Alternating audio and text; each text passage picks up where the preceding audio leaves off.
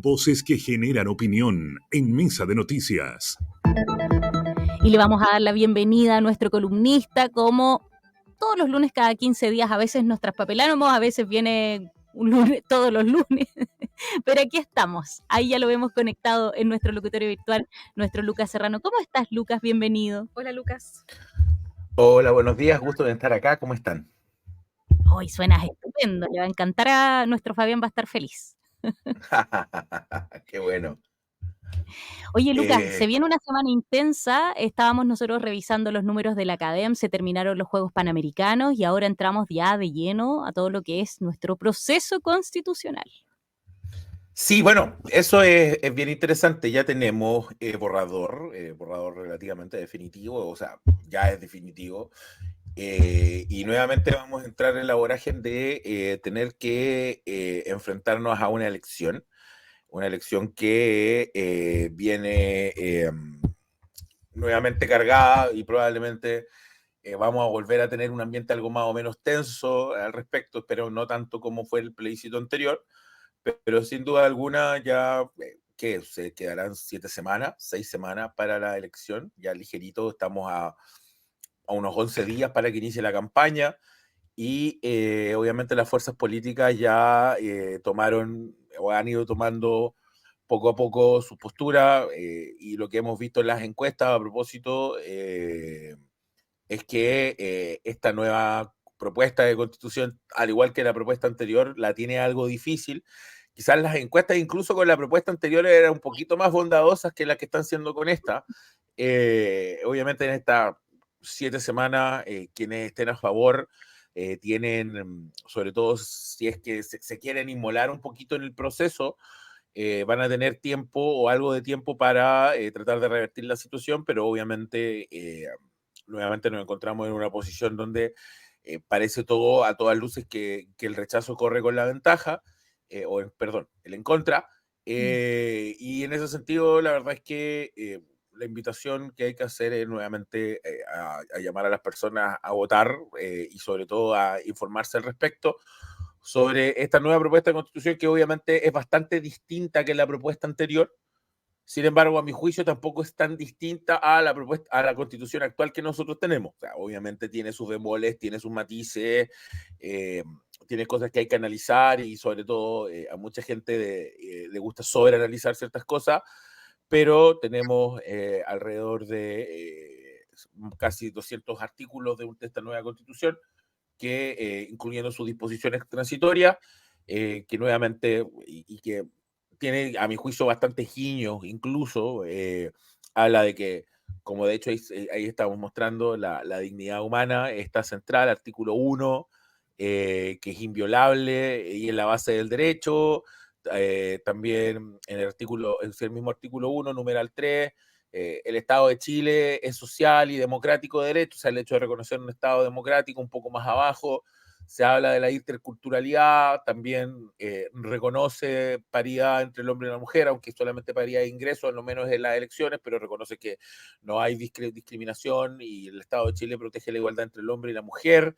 Y también, obviamente, consagra, esto ya es más abajo, el artículo 16, consagra educación, salud y otro fin de derechos. O sea, hay hartos guiños y nuevamente aquí volvemos a una conversación que hemos tenido un montón de veces en estas mañanas de lunes, que es cuánto de esto termina siendo real y cuánto de esto termina siendo letra muerta. Y además, obviamente, hay gente que estas cosas que yo les acabo de mencionar son quizás voy a poner un mensaje más de publicidad, pero son quizás las más marketeables de la Constitución, porque obviamente son cosas que o no quedan tan claras en la Constitución actual o avanza un poco más allá por sobre la Constitución actual hacia como el progresismo, pero obviamente también tiene otros énfasis que hacen sentido en la lógica de entender quién redactó en su mayoría esta Constitución, que tiene que ver con el Partido Republicano, le pone harto énfasis a los estados de excepción, le pone harto énfasis a la lógica del terrorismo y obviamente también habla de la libertad de enseñanza, la libertad y esta libertad de conciencia las pone un poquito más preponderantes que es lo que tenemos actualmente en la Constitución. Ahí, Luca, en los últimos días hemos visto cómo partidos políticos y algunas figuras han ya puesto ahí en público cuál es su opción. La verdad es que no ha sorprendido de todas formas, que es muy evidente, en ninguna opción ha sorprendido dentro de las que se ha indicado de parte de los partidos. El fin de semana también, quizás lo más sorprendente fue el expresidente Ricardo Lagos, que en el proceso anterior no se había manifestado por una postura y que ahora salió en el diario El País. Anunciando que iba a estar por el en contra. ¿Mueve la aguja en algo que estos partidos vayan indicando cuál es su opción? Cuando la verdad es que tampoco sorprenden que, por No, ejemplo, el que el Partido Frente Amplio, Comunista claro, que también. vaya en contra versus los partidos que son de derecha vayan a favor. Bueno, a lo menos puede ser un poco. Ahora, ¿cuánto de eso afecte o finalmente lo voy a reformular? Yo creo que no mueve la aguja a las personas que piensan exactamente igual como las personas que han declarado. O sea, si una persona es del Frente Amplio y escucha, oh, el Frente Amplio va a votar en contra, no es como que ellos te estaban pensando votar a favor. Claro. Quizás sí, el presidente Lago o Amarillos, que se fue uno para cada lado, podrían. Pero también yo creo que el elemento más decidor, a lo menos en las últimas elecciones, según mi análisis, termina siendo, no es un votante politizado, no un votante informado que está constantemente consumiendo información política o se siente abanderado necesariamente por un sector, sino el que le dio el triunfo a la opción del rechazo el septiembre pasado y le dio el triunfo a los republicanos en mayo eligiendo a los consejeros, creo que tiene que ver con un sector de la población que entró al padrón posteriormente a la definición ya de las elecciones son con voto obligatorio, y ese votante es un votante que toma posturas no necesariamente, y que puede ser que sea muy desconfiado de la política per se, o sea, da lo mismo que digan algunas figuras políticas por dónde se van a ir, porque recordemos que hoy día en Chile la verdad es que la militancia y la simpatía política es bastante baja, pero que obviamente tiene que ver más con los elementos que subyacen en una elección, tiene que ver más con la contingencia, y obviamente aún así yo creo que quienes hoy día se van por el a favor la tienen difícil si quieren lograr traer ese votante, porque es un votante que lo que ha probado a lo menos, y lo que podemos decir es que en las dos últimas elecciones, las opciones que han salido más fortalecidas o que han ganado, son opciones contrarias a quienes controlan un poquito el poder, y en este caso el Partido Republicano y el a favor son quienes controlan el poder. Entonces, pues, lo que nos deberíamos encontrar es probablemente una tendencia más alta hacia el en contra. Ahí, Lucas, ¿qué tan importante es también este tema que va resonando en paralelo, que es qué viene después? ¿Qué viene después de estas elecciones de diciembre? Pensando en que ya hay algunos, por ejemplo, declaraciones de Diego Ibáñez, por ejemplo, que han dicho, bueno, termina aquí este proceso y termina aquí, no podemos seguir pensando en Claro. Ahora, el Partido Comunista dijo que deberíamos empezar otro proceso. otro proceso, claro. Entonces, ¿cuánto de eso va a significar? Porque a lo mejor muchos van a ir votando pensando en como, ya, todos ya sabemos que hay una fatiga constitucional, ya ese concepto está súper acuñado. Pero ¿cuánto de eso también podría, como decía Leslie, sí balancear o hacer una diferencia en el sentido de ya no queremos más, Claro, que esto se termine? Claro, claro, vayamos por el a Sí. favor para finalmente cerrar se termine este este proceso. este Que debate. hay muchos que están postulando esa temática, ¿eh? Como ya mejor aprobemos, no importa, en el camino arreglamos la carga, como se suele postular en nuestro país, en el camino arreglamos la carga y salgamos de esto. Hay harto que analizar ahí, porque primero, la verdad, voy a partir con un chilenismo. Hay una frase que dice, no está el horno para bollos. Y yo creo que si es que llegase a rechazar, que es un escenario bastante probable, la verdad, si llegase a votarse el en contra, a lo menos el gobierno dijo que no iban a impulsar un nuevo proceso constitucional.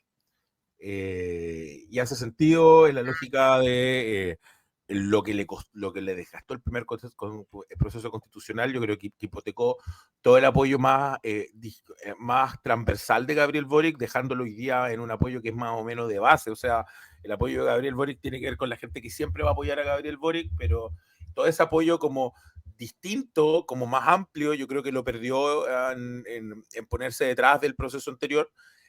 Además, consideremos que hoy día la ciudadanía ya se siente un poquito cansada del proceso constituyente. La verdad es que si uno miraba desde antes las encuestas, desde antes incluso del estallido social, uno veía que el proceso constituyente o una nueva constitución no estaba dentro de los 3, 5, estaba recién como entre los 10 temas más importantes para la ciudadanía. Es cierto, la ciudadanía no necesariamente hacía este símil de lo importante que era la constitución, pero ahora que ya llevamos 2 procesos constituyentes en el cuerpo, la ciudadanía también está empezando a entender que la constitución, aun cuando es muy importante, no es la culpa de todos los males ni la solución a todos los problemas. Entonces, frente a eso, también, más allá de que si es que llegase a ganar en contra de la constitución de los 80 sale súper fortalecida, o la constitución del lago, o como le quieran llamar, la verdad es que también la gente ya tiene un desgaste, incluso hoy día frente a este proceso. O sea, este proceso fue mucho más quitado de bulla, la gente tiene mucha menos predisposición a informarse ni a abanderarse porque ya siente el desgaste de un proceso que se abrió el 2019, que partió en noviembre del 2019. O sea, ya vamos a cumplir 4 años, vamos a cumplir todo un mandato presidencial en este proceso. Y además, obviamente, los escenarios uno tiene que propender y así hacer un poquito de futurismo, qué es lo que nos podemos encontrar. La verdad es que es cierto, Daniel Jadwe y un grupo del Partido Comunista plantea esta lógica, pero yo creo que son muy pocos hoy día los que se inmolarían por abrir un tercer proceso. Sobre todo porque incluso ahora tenemos a los republicanos que no eran necesariamente los grandes defensores de este proceso, hoy día liderando el proceso y que probablemente van a tener que pagar algunos platos rotos si es que el proceso queda en contra. No sé si tanto como lo pagó Stingo, como lo pagó toda esta comunidad de convencionales anteriores que sobre todo se generaron más una izquierda, perdón, algo más dura. Pero lo más probable es que hoy día el debate que ocurra se politice en el Congreso, se lleve a cabo en el Congreso, que no es muy descabellado pensarlo por 2 cosas. Uno, nuestro artículo 15 de la actual constitución vigente señala que las reformas y los cambios y hacer una nueva constitución recae en el Congreso. Esto de abrir de hacer los cambios constitucionales para que se pueda hacer a través de un proceso, como han sido estas 2 convenciones, es algo que lo incluimos hace poco, pero antes de el 2019, la Constitución reconocía que era el Congreso el poder constituyente que podía cambiar la Constitución. Y 2, no hay que olvidar que durante el proceso anterior, mientras se hacía esto, los senadores Walker y Rincón iniciaron un proceso para bajar los quórum. Hoy día tú puedes alterar la Constitución con 4/7, que es algo distinto a lo que se hacía antes, que eran los 3/5. Incluso hoy día la propuesta constitucional habla de 3/5.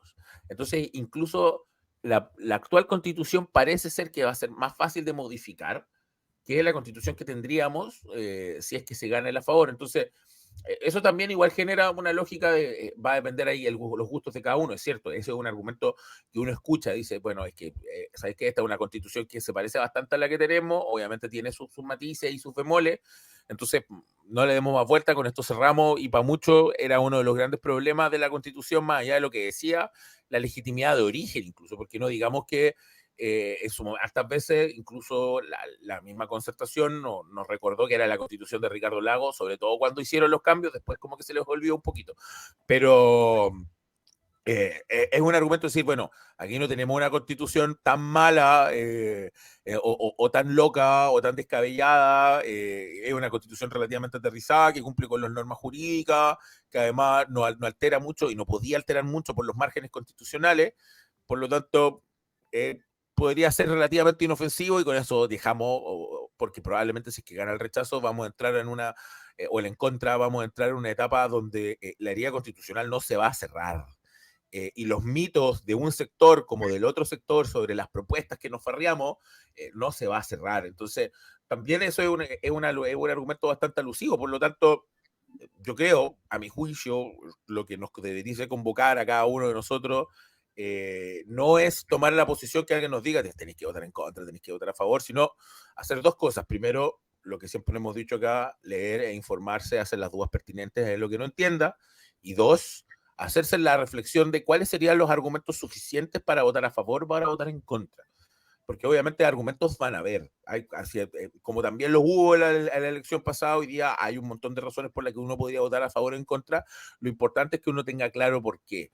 Porque sí, puede ser argumento suficiente, sí, yo creo que se cierre este proceso constituyente, pero eso significa que todo lo que tú tengas al frente lo vas a aprobar, o hay elementos que a lo mejor tú tienes que poner en ciertas telas de duda.